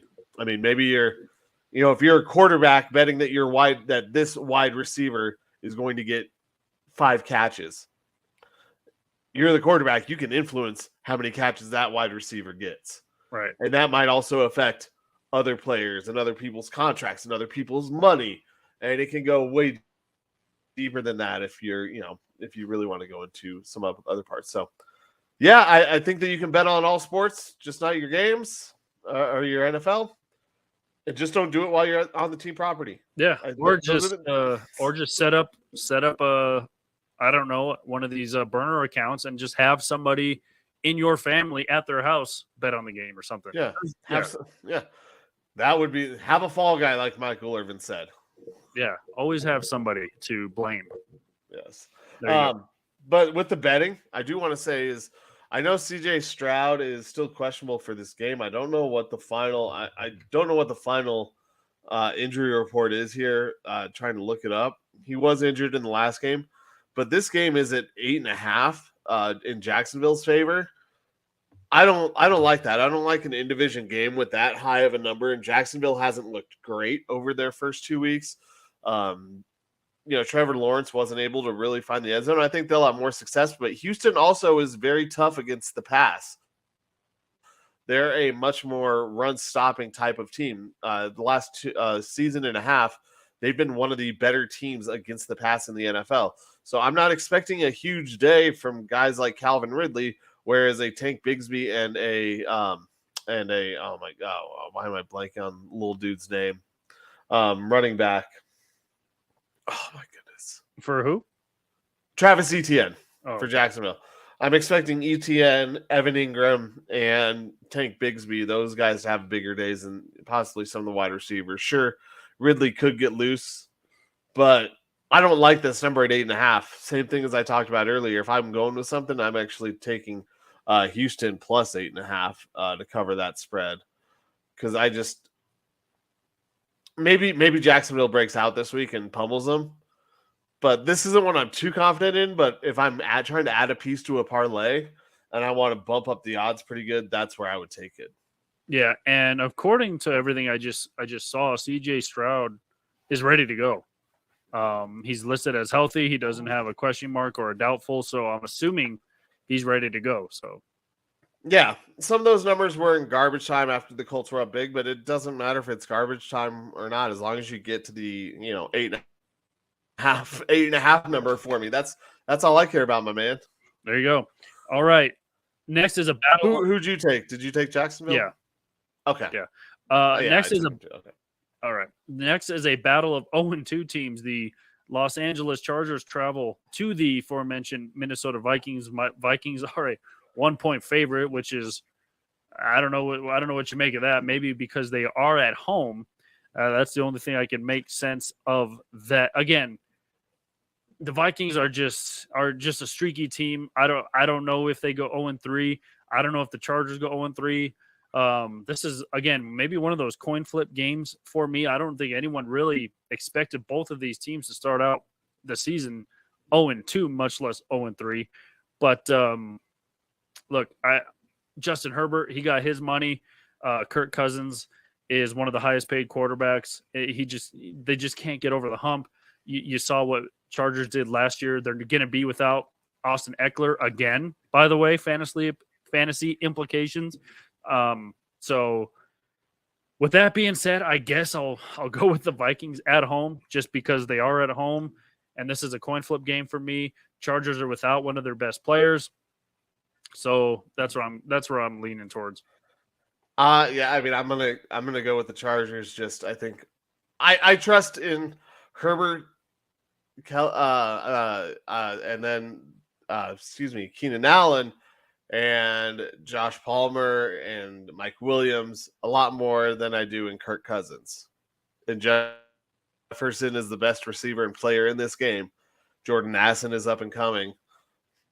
But give me the Chargers offense over the Vikings offense, and their defenses don't really matter. I hope this is like a 42-40 game. Just let's light up the scoreboard. There you go. By the way, I follow, and I didn't know this at the time, but I followed this chick on Instagram, and turns out it was Austin Eckler's girlfriend. Had no idea. Had absolutely no idea. Austin Eckler, a Colorado native, by the way. I did not know. Northern Colorado. Yeah, I did not know that. And then they just got engaged. So again, I don't know how much of a celebrity she is. She's at least a social media influencer. But again, I mean, look at what happens. He asks her to get married, and he's missed the last 2 weeks. Yeah, I like how you're tying this story together. I'm not saying, but I'm just saying. Okay. Again, Melanie Welking, go look her up. I only liked her because she's really cute and she like has cool dance videos. I had no idea that they were dating, and now they're engaged. So coincidence? I think not. So again, I went with the Vikings at home. You're going with the Chargers. Chargers, go Chargers, go. There you go. All right, Panthers 0-2, Seahawks 1-1. I'm just going to go with this. I'm going to say it right now. I'm going to go with the Seahawks at home. Again, Bryce Young, can he see over the offensive line is the primary question, but he's going to be out this week. They already said that Andy Dalton is starting this game, so I forgot about the Red Rifle's back in town, man, which makes me even want to pick Seattle even more. Well, it doesn't. Yeah. So Seattle at home, poor Carolina. I forgot Andy Dalton was even in the NFL until I heard he was going to start for the Panthers. So, by the way, do you think the Panthers are regretting now just because CMC got hurt that 1 year? Do you think they're absolutely kicking themselves in the face for getting rid of Christian McCaffrey? I think they'll probably regret that for a very, very long time because they chose to keep some defensive guys over him and just retool the whole offense. And I think McCaffrey probably has. I mean, hopefully we can witness McCaffrey for another 6 years of really good high-level football. I don't know how many years he has left, but McCaffrey is those once-in-a-generational type of players. And, you don't know if he'll get another one again. And the guys they decide to keep on defense over him, guys like J.C. Horn are now hurt. So, yeah, I'm going to go – I kind of want to go Carolina in this game. I really do. I just don't like the Seahawks either. I hate the Seahawks. DK Metcalf could be out, so Jackson Smith and Jigba could get some play. Fantasy managers, yes, I do have get him on your roster. I'm keeping that close to heart because I do have DK. Yeah, so get JSN, check if he is going to play or not once that game gets closer to kickoff. But yeah, I think Seattle wins. I just can't trust Carolina anymore.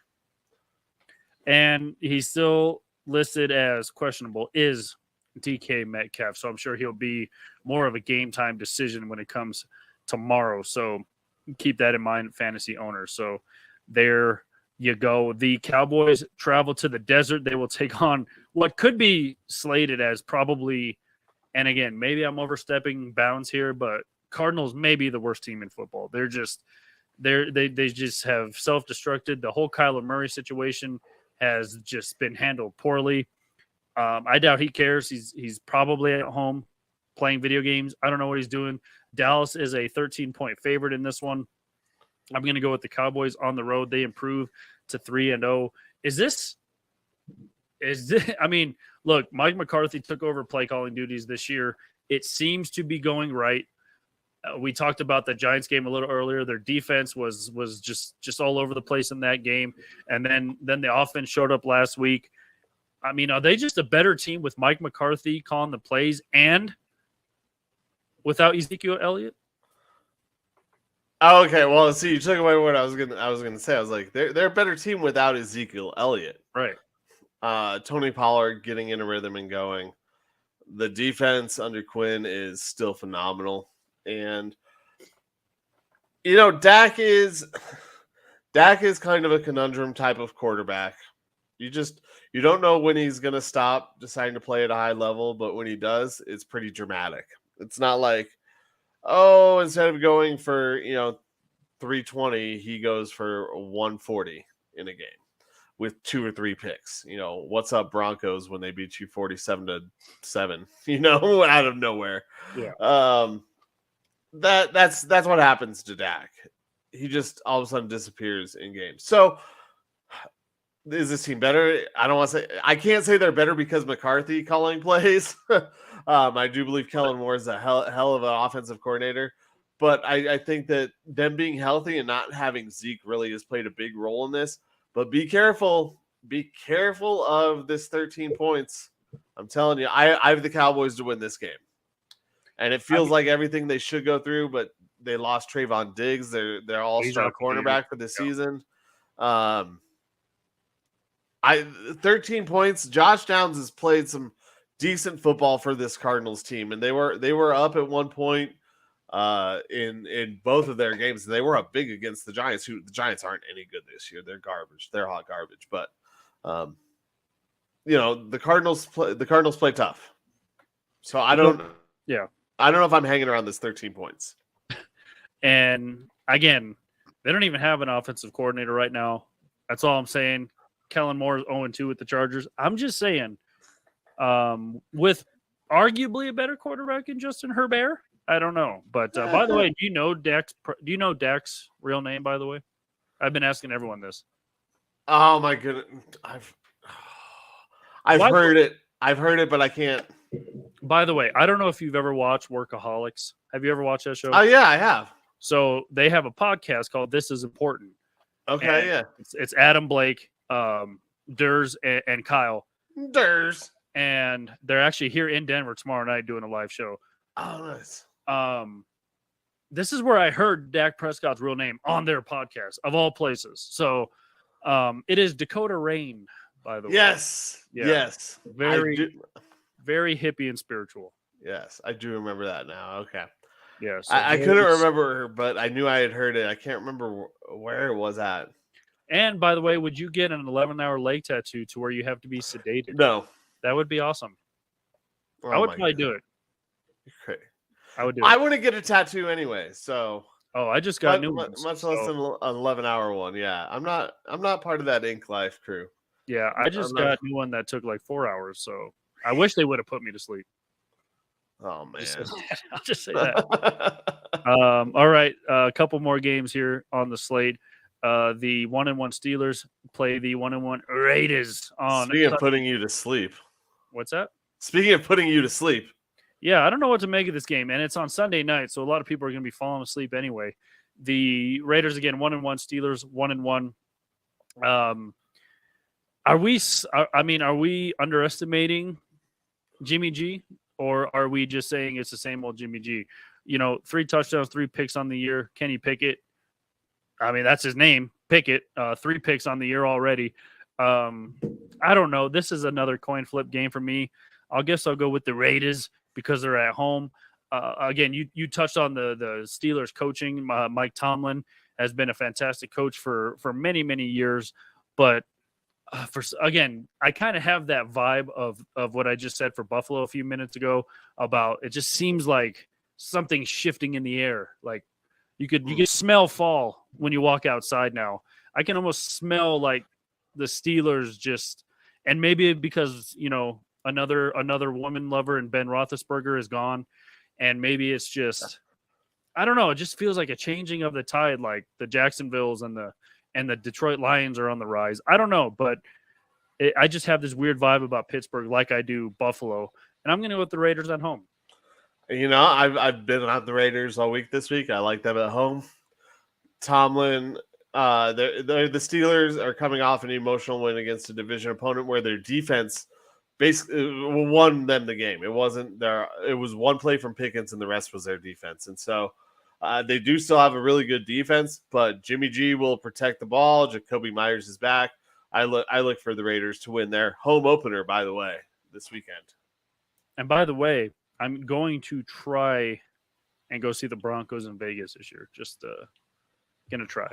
Man, I want to do that so bad. Yeah, and I hope, like you mentioned, the Oakland A's, I hope they move to Vegas too, just like the Raiders did, so we can watch baseball down in Vegas. Send it all, baby. Send it all. Just put them all down there. And, Vegas will get all the money. All the money's from everybody.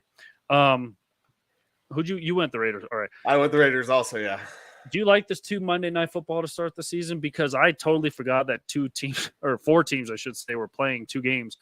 Because I was watching the game last week, and then I started seeing scores for another game. I'm like, wait a minute. Yeah, I totally forgot there were 2 games on. So the first one is going to be Eagles at Buccaneers. Buccaneers, Baker Mayfield, 2-0. How about that? Nobody saw the second coming of Tom Brady in Tampa Bay land happening. And, of course, the Eagles, who are defending NFC champions, 2-0. I still think the Eagles are a better team, maybe. But I'm going to go with the Eagles on the road. They just – people are saying they've fallen off this year. A couple changes here and there. Nick Sirianni has gone away from his let's play rock, paper, scissors scheme. Yeah. That was funny. But I'm just going to go with the Eagles on the road. Why not? They are I just saw it here. They are a 5-point favorite. Yeah, I'm going the Eagles also, and I'd take that 5 if you're looking to boost your odds. Yeah, I don't know why I like Baker Mayfield as a pro, but I do. I guess I've cheered for him ever since he was in Cleveland. I liked him because of his funny commercials. Maybe it was that. I don't know. There was something about him that I like. I didn't like him. I wasn't a fan of his in college, but when he became a pro, I liked him. So yeah, I am kind of cheering for that. But the problem I have, there are 2 games. Last Monday, I was sitting on a beach in San Diego when the games were kicking off, so I wasn't really paying attention. Why would which also goes to show you though that I wasn't even paying attention that there were 2 games because the games kind of sucked. Yes. Like, you got to know before the season that Eagles Buccaneers, that's not turning heads. A Rams, the game we're going to talk about, a Rams Bengals game, that's the second game, is not going to turn into viewers. Like, it is not a marquee matchup. When you have 2 games, you got to get, someone good in there. And that's why you would get, a Patriots Jets, just simply because a matchup would turn some heads. And then if you would have, it's hard to say, but I honestly think that you put the Chargers and the Vikings up in there because they were another one of those teams that you knew were both going to be offensive, high-powered juggernaut teams. So you put both of those teams in there, and you should have 2 good matchups there at least. Yeah. So that's kind of what I thought. And I know the Jets got a lot of Monday Night Football love and primetime love, and I'm not saying they should have had more. But when you're doing 2 games, you got to have one really good one in there. So at least one. And I don't think either of these are good this week, and I don't think either of the ones last week were good. Right, and if you're looking at fantasy implications on the injury report, no really big offensive names for the Bucs. Everyone's on defense. Devin White, Vita Vea, and Carlton Davis III, all questionable for tomorrow. So I guess if you have Tampa Bay's defense, look out for that. Eagles, Quez Watkins, the wide receiver, is out, and Boston Scott, the running back, is out. So again, if you have any of those regarding your fantasy team, we're both going with the Eagles on the road in Tampa. The second Monday night game is going to be the 1-1 Rams and the 0-2 Cincinnati Bengals. Joe Burrow got his bag and hasn't played since. So, and again, he's questionable with a calf injury. So keep that in mind as well. You might have already benched him at this point if you're fantasy. What's really hurting a lot of fantasy owners is Cooper Kupp, and he's been ruled out long before the season even started. But he was, one of the best receivers, regarded as one of the best receivers in the game. And he just cannot stay healthy anymore. Looking at the Cincinnati Bengals again, Joe Burrow questionable with the calf, and Irv Smith Jr., the tight end, doubtful for the Cincinnati Bengals. And just one guy on the Rams injury report, as I'm seeing right now, Puka Nacua. How about that for an? I like saying Nuaka. Okay. Because it rhymes with Puka. He's questionable. So there you go, fantasy. Sean McVay did say that Puka's going to play, though. All right. So Puka is going to play. He now has the record for the most receptions in his first 2 games. He's in the NFL history books. And play him. Play him. That's what the prophet is saying right now.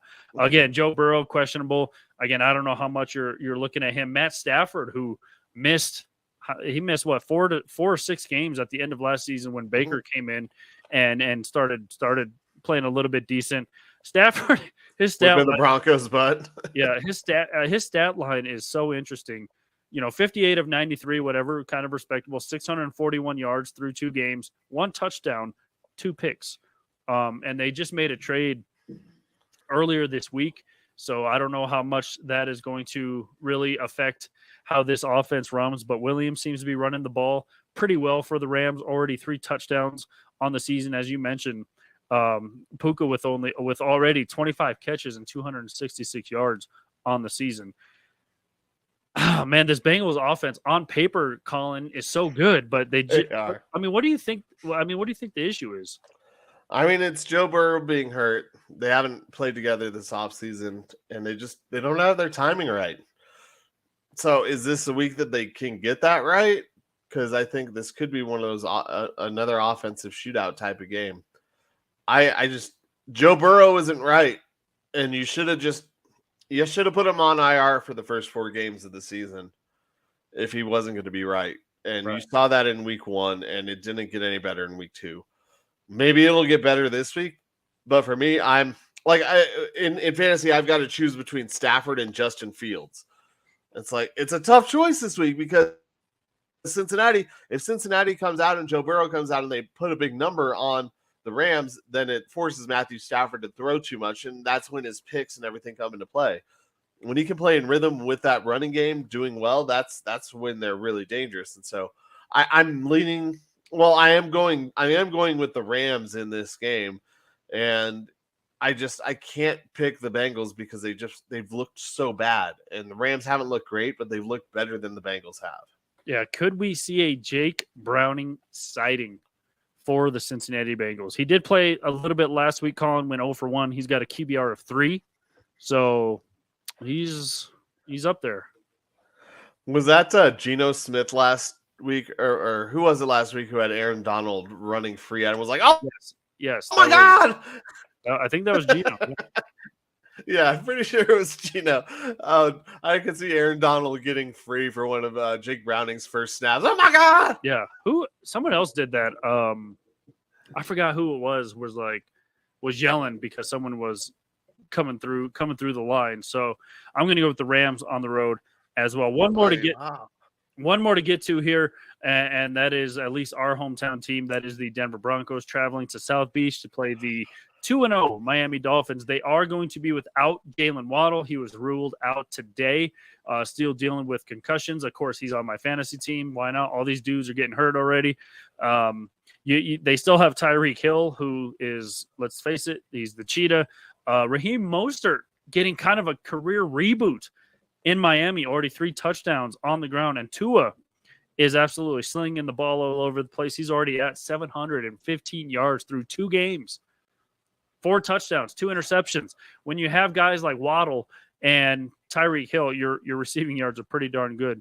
Yeah. Russell has looked pretty decent through the first 2 games. In week 1, Collin, he was 17 and 19 passing the ball, and one of those was a spike. So, I mean, last week in this Sean Payton system, at least he's looked a little better. They retooled the offensive line. He can see over it, it seems. Javonte Williams, 25 carries, only 96 yards. He's the only starting running back who's under 100 yards through the first 2 games of the season. And how about Marvin Mims last week, catching dimes from Russ? 2 big catches. Russell only had 4 completions in the first half, and he was over 200 yards passing. Just crazy numbers. So my heart wants to go obviously with Denver, but I'm going to go with the Dolphins at home. So yes, I'm going with the Dolphins. Multiple reasons, and I'm Dolphins right now. They're at 5.5, -5.5. I'd take that. I would take them with 7 points, honestly. If you can get your odds up even more, I think the Dolphins end up blowing out the Broncos. I'm kind of on. There's a lot of reasons why. One, the Broncos never play good in Miami. I think they've won 1 game since 2010 in Miami, and they just don't play well there. They don't travel well in the early 11 a.m. games. They're just not that good. And I'm kind of at the point where I just want this whole thing to get blown up. And I think the Broncos need to trade whatever assets they can to bring in draft picks and new blood in this organization.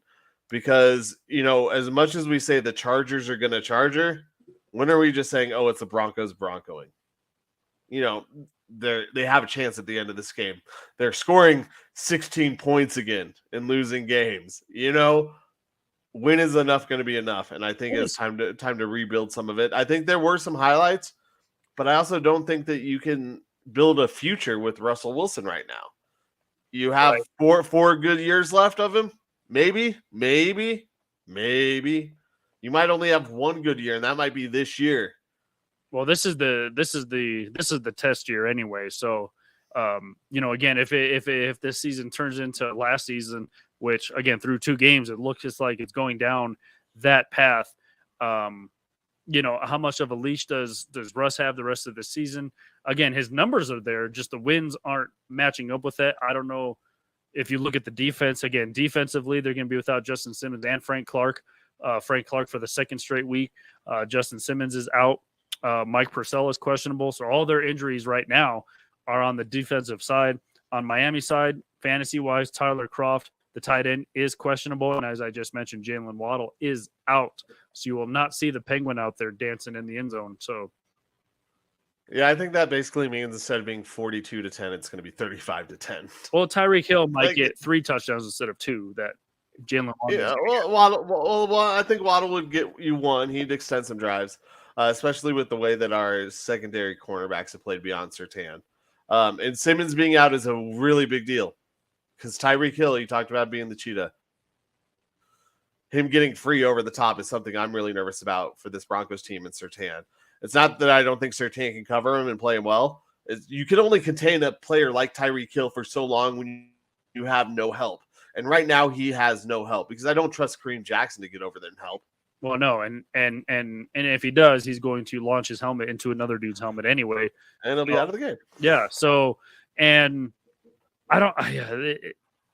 Without Justin Simmons, I don't know what you can do. And the Broncos are used to seeing Tyreek Hill. You would think they have tried to figure out something.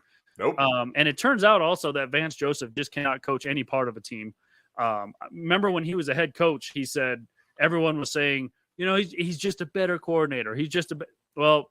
I think that's slowly going out the window now. I made 0 adjustments. The defense could not stop anyone in the second half last week against a Commanders team, by the way, led by God knows who the quarterback was. It's just, I don't know. I'm sure Ejiro Evero is laughing somewhere, and letting go of him was just a travesty. Maybe Vance Joseph can go and help primetime out in Boulder where he belongs in a college game. I don't know. He just cannot touch an NFL team anymore. Nope. The Broncos need draft picks, and if you really want to give Peyton an opportunity, let him just build this team from fresh. I know it's 2 weeks in, and I hate to be doom and gloom. How many weeks do you give it before you start trading guys? I mean, it depends on what value you can get right now. What is the trade week 8? It's right. Yeah. So it's right after week 8 ends and before the Broncos bye week, which is week 9. So so it's like that Tuesday. So yes, the Broncos can do some stuff. It depends on where your value's at on these guys. There's 2 guys that I think in the Broncos besides rookies. Rookies you got to keep, especially on their low contract, just unless you really don't see them as part of the future. It's Patrick Surtain. And then I think you got to keep Jonathan Cooper because he's shown some explosiveness when he's been able to stay healthy. And if he can stay healthy, I think he's a damn good, or he's a difference maker over there. And then on offense, everybody, I trade Garrett Bowles. If you can get a first round pick for Garrett Bowles, everyone says left tackles don't become available. Put Garrett Bowles on the block. See if somebody wants him. Nobody said you could get a first round pick for Bradley Chubb. I am in a sell it all. Let's just burn it down and let the fan base know what you're doing. Like yeah, you're tanking, whatever. You can call it tanking, you could call it rebuilding, but you can rebuild the right way. Tank for Caleb? Is that what we're going to go with? Please. I think it's going to be tough to be worse than the Cardinals or the Texans this year. Cardinals have their guy. Let's give Kyler a chance. Broncos are going to bring in Kyler. I wouldn't be surprised if they. Yeah. Oh my goodness! I knew someone would finally agree with me. That would be a Rockies type move for the Broncos. It would be. That was like the Rockies getting Chris Bryant. Oh my gosh! So, yeah, I got to go with the Dolphins at home in this one. Yeah. It's, like you said, they just haven't played it well in Miami. The last time they won in Miami, you know who the quarterback was, by the way?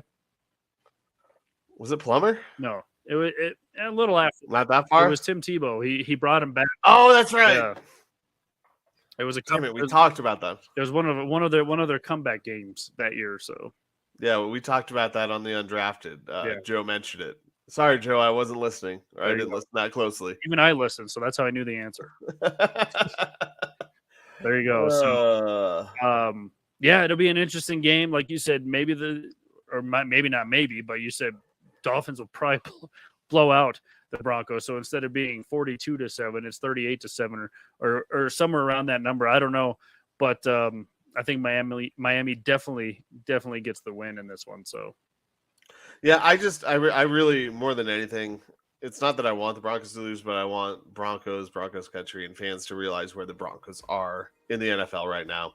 They're not in the landscape of the hierarchy. They're with the Raiders. They're with the Commanders. They're with the lower tier teams. That's who this team is.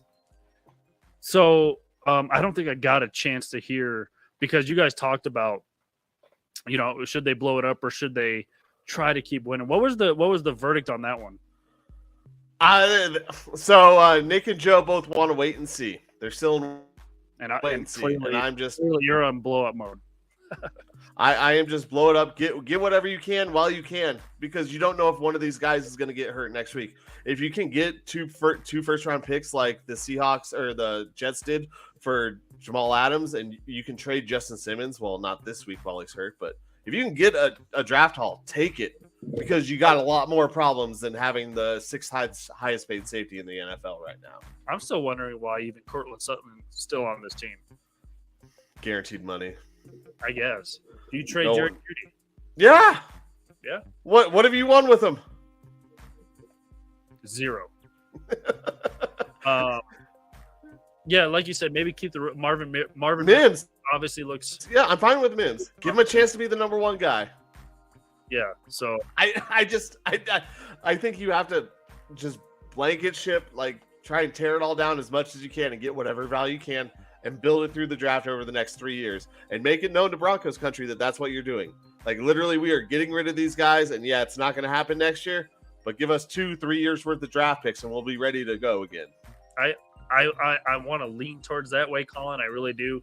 I just think, again, they're going to go the Rockies route and just try to win with what they have, because there's so much money invested. There's so much time invested.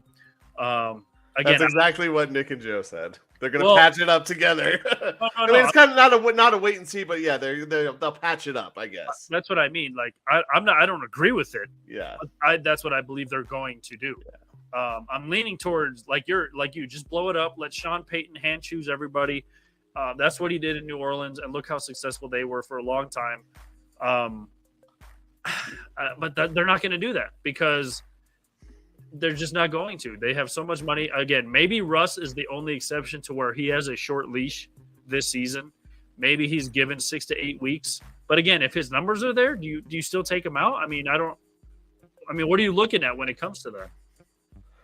I mean, the same argument went for before even the stuff with Deshaun Watson. I never wanted Deshaun Watson because I didn't think he was that much of a winner. I mean, I think his teams won, but that was more of his defense winning games. And you saw when he led, those Texans teams his last season, they were a 4-win team. And he had all the stats in the world. I just don't think Russell Wilson is the type of quarterback that wins you games. He's the type that you have to hope doesn't lose it for you. Right. And my take on Russ has always been, I like the guy. His side stuff is a little bit much. His cringy videos, his whatever is a little bit much. I'm glad Sean Payton kind of put the axe on a lot of that. Yeah. But, it's not like he forgot how to play football from 2 years ago in Seattle. I mean, I know it was hurt at the end of his Seattle career. And I brought this up too. 98% of the teams, Colin, would have made that trade if Russ was made available. 98% of the teams. Maybe besides Tampa at the time because they have Brady. Maybe not Green Bay because they have Rodgers. Maybe not Chargers because they have Herbert. There's a handful of teams that wouldn't have made that trade because they believe they have their guy, obviously. But almost any teams would have made that trade for Russ if made available. Now the thing, I agree. Giving him that contract was the mistake.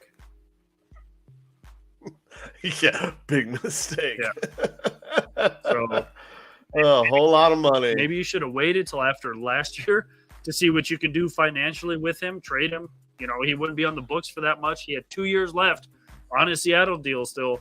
So you had time to see what he could do, and obviously didn't do anything last year. So, and again, a lot of ties into that offensive line, receivers not get whatever. He was running for his life last season. He's still kind of trying to escape and make plays with his feet, and maybe he's obviously slowed down a little bit. I don't know. There's a lot that goes into it, but that's just where I stand on the guy. I hope he does well to shut some people, but again, I hope they pull him out before he hurts the team more than he helps them. Yeah, I'm at a point where, like I said, I just don't think he's the guy who is a winner at football. He's not a difference maker to win you games, and that's what the Broncos need. Is they need a guy who can win you the games. Those are the championship teams that you see. The Jalen Hurts, the Joe Burrows. I don't need to go through all the names of the Patrick Mahomes in the league that can win games for you, but Russell Wilson is not on that list. Let me ask you this: would you right now? Would you trade Russell Wilson for a Justin Fields? I never liked Justin Fields, so no. I'd rather just draft another rookie quarterback. No, you don't have that choice. You either trade Russell Wilson for Justin Fields, or is my mic not working? No, you're good. Oh, I hear you. I didn't see the meter go up and down. Would you you either keep Russell Wilson or trade him or just Justin Fields? What would you do? I mean, I guess in that aspect, I would rather just keep Russell Wilson because Fields will have a few games where he wins it for you. It'll be a little bit more exciting, but you'll always be tantalized by that opportunity. And so you get 3 more years with Russ and probably some better draft picks. All right, there you have it. So I don't know. But that question sucks because I don't like either of them. I know. That's why I asked it. That's why I posed the question. Honestly, I would trade Russell Wilson for Justin Fields. Would you do it for Fields? I mean, I'm still not settled on the guy, and I'm a Bears fan. So I just don't know where he seems to be he's going to get hurt, first of all, because he just runs all the time. But Jalen Hurts, I know he tries to be a pass-first quarterback, but he makes plays with his feet. Russ used to make plays with his feet. Lamar Jackson makes plays with his feet. That's the area that he's kind of in. And when he does throw a deep ball, he throws a beautiful deep ball. Is it bad that probably the best quarterback in Bears history is Jay Cutler right now?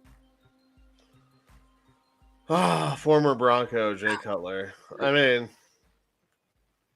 yeah, and he never won a playoff game. I know, but he basically holds all of their records at the quarterback position. Oh my gosh, that's crazy. Yeah, that's crazy.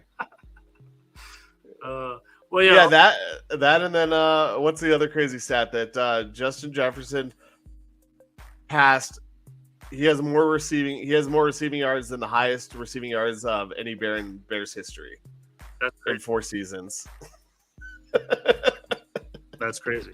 And there's some weird offensive stats for the Bears. They need to get back to playing defense. Well, when you have a guy who's the head coach, whose last name sounds like an instrument, you gotta just. When I heard what Matt Eberflus, I thought that was like Eberflus. I thought that was like the instrument that Ron Burgundy was playing in Anchorman. An Eberflus. Oh. So I don't know. I don't know. And then their defensive coordinator resigns because apparently he's indicted or something. It's bad news. That was weird.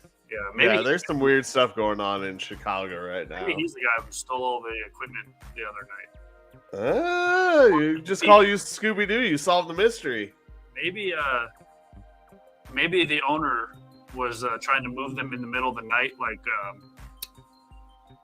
the Baltimore Colts. Yeah, Baltimore Colts do it, and like the Cleveland Browns did. Yeah, to Baltimore. Yeah.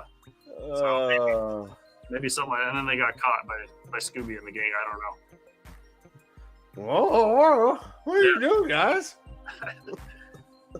But that has drawn us to the conclusion of this one. Collin, want to thank you for filling in this morning. And, yeah, hopefully our picks made you a little bit of money there. Hopefully the fantasy gods are looking down on you today as your fan. My team is all questionable now. So I was gonna say, unless you're playing either of us, may the fantasy gods and the betting gods be with you. Yes. So I don't know. The prophet is deemed it so. Yeah, I have Jalen Waddle. I have DK Metcalf. I have Anthony Richardson. Oh my god. Oh man, that's rough, dude. Yeah, that's rough. Always. You got a good team. And like the Patriots, like the Broncos, like the Bears, I'm 0-2 already. So I'm already digging out of a hole. Yeah. Again, if I would have flip-flopped quarterbacks the first 2 weeks, I would have been fine. Anthony Richardson got like 28 points the first week. Dak only had 8. I had Dak starting, and then I flipped him. Anthony Richardson still got 14 the second week, but Dak went off for like 32. So, and I think I lost. You got to get lucky every once in a while. I've been beaten by the high score in my league twice. Well, at least it's like, what are you gonna do? Like, that's somewhat respectable. Yeah, I'm in a few of them though. Well, there you I go. love it, man. There you go. Yeah, I appreciate being on with you. It was great jumping on. Yeah, don't forget, and the new episode of Undrafted Uncensored, episode 42, is on e5280sports.com right now. It is on Spotify, wherever you get your podcast. So go check that out as well with Collin and the guys. So they're always fun to listen to. So go check them out. Once again, follow all of our social media pages, Facebook, X, and Instagram, formerly X, formerly of Twitter. Go subscribe to our YouTube channel as well. And yeah, I mean, thank you for listening. Thank you for tuning in. And that's going to do it for us here on the Wheelhouse on Elevation 5280 Sports and Lifestyle. For Collin Zanker, I am Michael Spillane. We will talk to you next week. See ya.